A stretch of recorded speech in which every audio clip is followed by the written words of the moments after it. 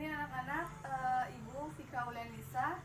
Apa kabar anak-anak hari ini? Semoga semuanya dalam keadaan sehat walafiat ya.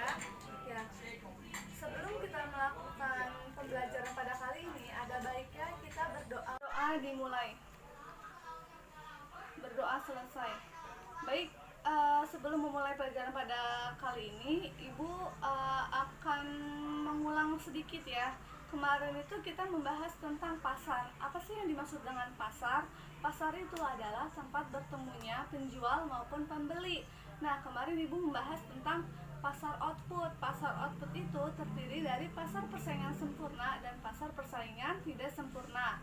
Nah, pada kalian buka bukunya pada bab 5, yaitu dijelaskan tentang ada permintaan, penawaran, dan juga harga keseimbangan pasar. Pada kesempatan kali ini, Ibu akan membahas tentang permintaan terlebih dahulu. Apa sih yang dimaksud dengan permintaan? Permintaan adalah sejumlah barang dan jasa yang diminati oleh konsumen pada harga tertentu. Nah, dalam permintaan ada jenis permintaan, ada juga tentang faktor-faktor permintaan itu apa, terus ada juga tentang hukum permintaan dan kurva permintaan. Baik, Ibu akan menjelaskan tentang jenis-jenis permintaan. Dalam permintaan daya beli, yaitu permintaan efektif. Apa sih yang dimaksud dengan permintaan efektif? Yaitu permintaan barang dan jasa sesuai dengan daya belinya. Kedua itu ada permintaan absolut, yaitu permintaan absolut itu adalah permintaan yang tidak didukung dengan adanya daya beli karena ketidakmampuan untuk membayar. Ketiga itu adalah permintaan potensial, yaitu permintaan barang dan jasa yang didukung dengan sejumlah uang yang dimilikinya. Selanjutnya itu ada permintaan berdasarkan jumlah yang melakukan permintaan. Ada dua, yaitu permintaan berdasarkan daya beli konsumen, dan kedua itu berdasarkan jumlah yang melakukan permintaan. Dalam daya beli konsumen terdiri dari permintaan efektif, potensial, maupun absolut. Dan kedua itu berdasarkan jumlah yang melakukan permintaan, ada individual maupun kelompok atau pasar. Dalam permintaan daya beli, yaitu permintaan efektif. Apa sih yang dimaksud dengan permintaan efektif? Yaitu permintaan barang dan jasa sesuai dengan daya belinya. Kedua itu ada permintaan absolut, yaitu permintaan absolut itu adalah permintaan yang tidak didukung dengan adanya daya beli karena ketidakmampuan untuk membayar. Ketiga itu adalah permintaan potensial, yaitu permintaan barang dan jasa yang didukung dengan sejumlah uang yang dimilikinya. Selanjutnya itu ada permintaan berdasarkan jumlah yang melakukan permintaan. Permintaan ada dua, yaitu permintaan individual, yaitu permintaan terjadi pada seorang individu atau individual. Yang kedua itu adalah permintaan berdasarkan kelompok, itu adalah gabungan dari beberapa individu yang terjadi dalam pasar. Selanjutnya Ibu akan membahas tentang faktor-faktor apa aja sih yang mempengaruhi permintaan. Pertama ada harga barang itu sendiri, kedua ada selera, ketiga itu ada pendapatan, keempat itu ada harapan, dan kelima itu harga barang yang lain. Nah, dalam harga ini sangat mempengaruhi terhadap permintaan. Jika harganya naik, maka permintaannya akan turun, sedangkan jika harganya turun, maka permintaannya akan naik. Nah, dalam selera itu akan mempengaruhi juga permintaan, di mana perkembangan mode yang sekarang ini sangat mempengaruhi permintaan masyarakat. Nah, selain itu juga dengan meningkatnya pendapatan, maka akan mempengaruhi juga meningkatnya permintaan. Nah, dalam barang yang dibutuhkan itu atau barang yang digantikan substitusi, contohnya seperti jika harga berasnya naik, maka masyarakat akan beralih membeli jagung. Nah, baik, Ibu akan membahas juga tentang hukum permintaan. Hukum permintaan ini berbanding terbalik. Contohnya seperti jika harganya naik, maka permintaannya turun. Jika harganya turun, maka permintaannya naik. Nah, contohnya itu jika kalian memberi kendaraan pada harga yang tinggi, jika kendaraan itu harganya tinggi, maka permintaannya akan turun. Sedangkan jika kendaraan itu harganya turun, maka permintaannya naik. Nah, lanjut ya. Ibu akan membahas tentang kurva permintaan. Kurva permintaan itu merupakan hubungan antara harga dengan jumlah barang yang diminati.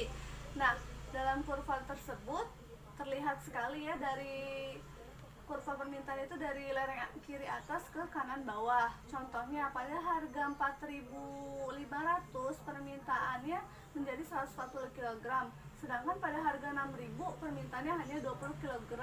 Berat sekali, itu berbanding terbalik. Jadi sampai sini semoga kalian paham. Lanjut, besok Ibu akan membahas tentang penawaran. Sekian, wassalamualaikum warahmatullahi wabarakatuh. Assalamualaikum warahmatullahi wabarakatuh. Perkenalkan, nama Ibu Yuniarti Istiahtul Adha. Hari ini Ibu akan mengajar tentang permintaan, penawaran, dan harga keseimbangan pasar. Sebelumnya sudah dijelaskan ya tentang permintaan. Nah, berikutnya yaitu penawaran. Penawaran yang terjadi dalam perekonomian dilakukan oleh produsen sebagai penghasil barang dan jasa terhadap konsumen. Penawaran yang dilakukan tidak dapat dipisahkan dari adanya permintaan yang dilakukan oleh konsumen terhadap pemenuh kebutuhan. Lalu ada faktor-faktor penawaran. Yang pertama yaitu biaya produksi, kemajuan teknologi, harga bahan baku, banyaknya produsen yang menawarkan barang, dan laba yang diinginkan produsen atau penjual.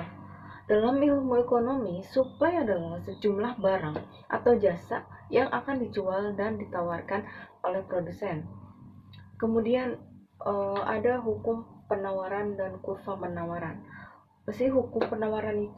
Hukum penawaran menyatakan bahwa jumlah barang yang ditawarkan akan selalu berbanding lurus dengan harganya. Sedangkan kurva seperti yang kita lihat di samping, kurva menggambarkan hubungan antara harga dengan jumlah barang atau jasa yang ditawarkan pada masing-masing tingkat harga. Dalam fungsi penawaran adalah fungsi yang menunjukkan hubungan antara harga yang dilambangkan dengan P dengan jumlah barang yang dilambangkan dengan Q yang ditawarkan. P sama dengan A plus BQ, sedangkan atau Q sama dengan A plus BP. Keterangannya yaitu Q yaitu jumlah barang yang ditawarkan, sedangkan A berupa angka konstan atau tetap. P sama dengan harga barang per unit. B sama dengan gradien atau kembali pada hurufnya. Ada fungsi penawaran. Ada dua. Yang pertama itu nilai A boleh positif atau negatif, sedangkan B harus positif. Berikutnya yaitu tentang elastisitas penawaran. Elastisitas penawaran adalah perbandingan antara perubahan jumlah barang yang ditawarkan dengan perubahan harga. Perubahan dalam biaya produksi yang disebabkan oleh perusahaan mengubah jumlah yang dihasilkan. Lalu waktu yang diperlukan perusahaan untuk menambah atau mengurangi jumlah barang yang dihasilkan. Adapun macam-macam elastisitas. Yang pertama, elastisitas sempurna atau S kecil sama dengan tak terhingga. Dalam kurung artinya penawaran sama dengan tak terhingga. Elastisitas sempurna yang di S sama dengan 0. Koefisien elastisitas penawarannya sama dengan 0. Elastisitas ES kurang dari 1, yaitu kenaikan harga 1%. Baik, itu saja untuk penawaran. Berikutnya yaitu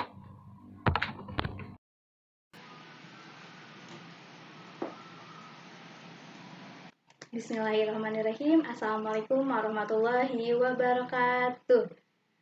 Selamat pagi anak-anak. Apa kabar kalian hari ini? Semoga kalian sehat selalu dan selalu dalam lindungan Allah Subhanahu wa Ta'ala, serta dijauhkan dari mara bahaya. Amin. Baik, ketemu lagi bersama saya, Ibu Neng Maisaro, dalam mata pelajaran Ekonomi Bisnis.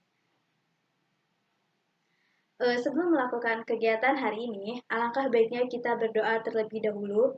Berdoa dalam hati dimulai. Berdoa selesai. Pada kesempatan kali ini, Ibu akan menjelaskan materi ekonomi bisnis mengenai harga keseimbangan, harga pasar atau equilibrium.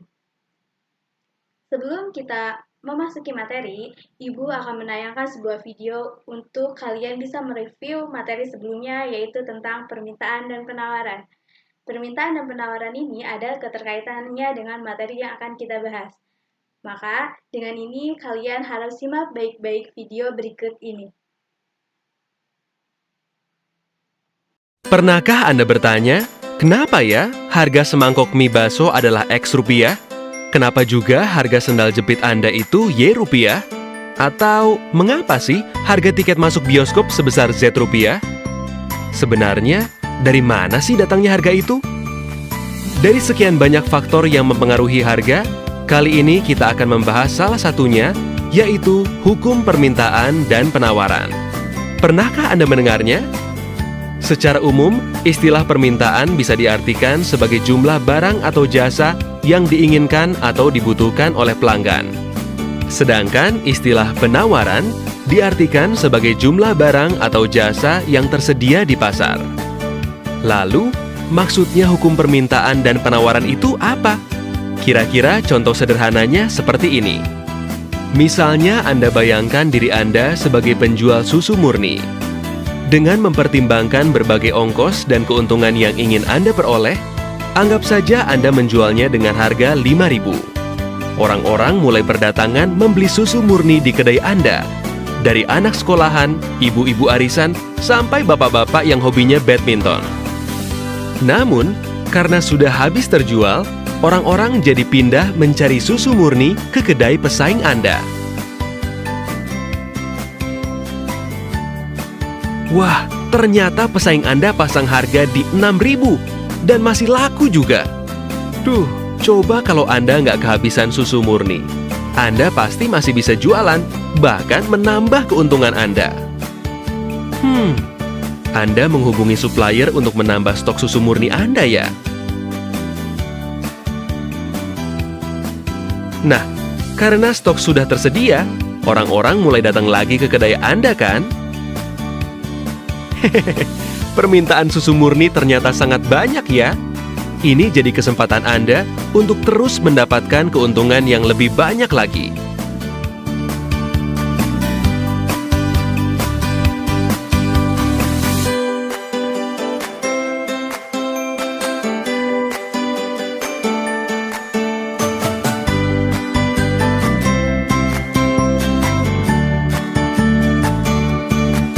Grafik berikut ini menunjukkan hubungan antara harga dan jumlah penawaran dari sudut pandang pengusaha. Semakin tinggi harga barang, para pengusaha akan terus menambah jumlah barang dagangan untuk mendapatkan keuntungan yang lebih banyak lagi. Hal ini biasa disebut sebagai kurva penawaran. Tapi, di suatu titik, bila harga barang terlalu tinggi, banyak orang yang jadi tidak mampu untuk membelinya.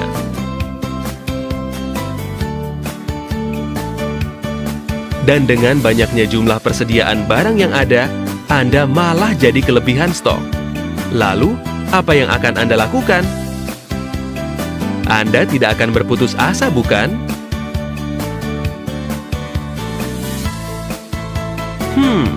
Sepertinya menjual dengan harga lebih murah lebih baik daripada tidak ada penjualan sama sekali, bukan?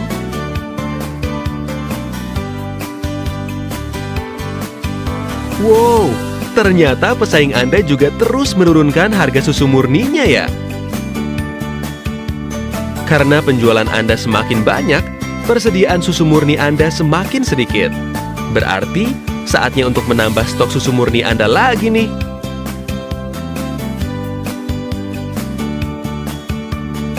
Pada grafik ini ditunjukkan hubungan antara harga dan jumlah permintaan dari sudut pandang pelanggan. Semakin tinggi harga barang, semakin rendah permintaan karena semakin tidak terjangkau oleh para pelanggan. Tapi, bila harga barang semakin murah, permintaan akan terus bertambah. Hal ini biasa disebut sebagai kurva permintaan. Nah, apabila Anda bandingkan kurva permintaan pelanggan dengan kurva penawaran pengusaha, Bisa Anda lihat arah keduanya yang saling berlawanan. Di satu sisi, para pelanggan ingin belanja dengan harga lebih murah. Di sisi lain, para pengusaha ingin mendapatkan keuntungan lebih banyak. Namun ada satu kondisi di mana keinginan pengusaha dan keinginan pelanggan saling bertemu, yaitu pada titik di mana kedua kurva saling berpotongan. Titik ini biasa disebut sebagai titik equilibrium atau titik keseimbangan harga. Hal ini menggambarkan kondisi di mana jumlah barang dan harga yang diinginkan oleh para pelanggan sesuai dengan jumlah barang dan harga yang ditawarkan oleh para pengusaha. Hehehe, sangat indah bukan?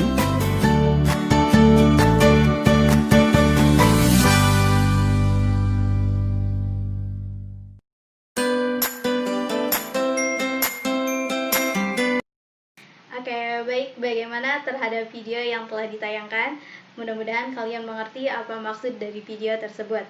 Jadi, jika Ibu simpulkan secara garis besarnya, jadi permintaan itu timbul dari sisi konsumen, sedangkan penawaran itu adalah dari sisi produsen. Nah, tadi telah digambarkan kurva ya. Di akhir video itu ada kurva keduanya, kurva permintaan dan kurva penawaran yang digabungkan. Nah, sehingga kurang lebihnya kurva itu berbentuk seperti ini. Jadi seperti yang kita ketahui di sini adalah garis ini adalah garis kurva permintaan, sedangkan garis yang ditarik dari ujung sini ke atas ini adalah garis kurva penawaran. Nah, di antara kedua garis ini jika mereka digambarkan dalam satu terdapat perpotongan, terdapat titik ketemu yang sama. Nah, di sini ya, titik ini. Nah, titik ini adalah titik keseimbangan pasar. Titik keseimbangan pasar ini yang akan kita bahas pada kesempatan kali ini. Jadi, apa sih titik keseimbangan pasar itu? Titik keseimbangan pasar itu adalah kesepakatan antara harga pembeli dan harga penjual gitu.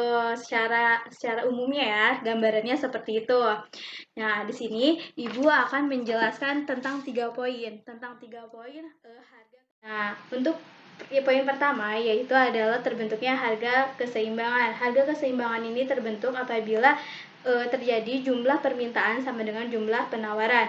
Yang kedua yaitu perubahan harga keseimbangan. Perubahan harga keseimbangan ini adalah ada 2 faktor karena pergeseran permintaan tersebut atau pergeseran tentang penawaran tersebut. Jadi antara keduanya itu tidak dalam kata sepakat. Jadi lebih tinggi, misalkan penawarannya lebih tinggi, permintaannya lebih rendah, di situ akan terjadi perubahan harga keseimbangan.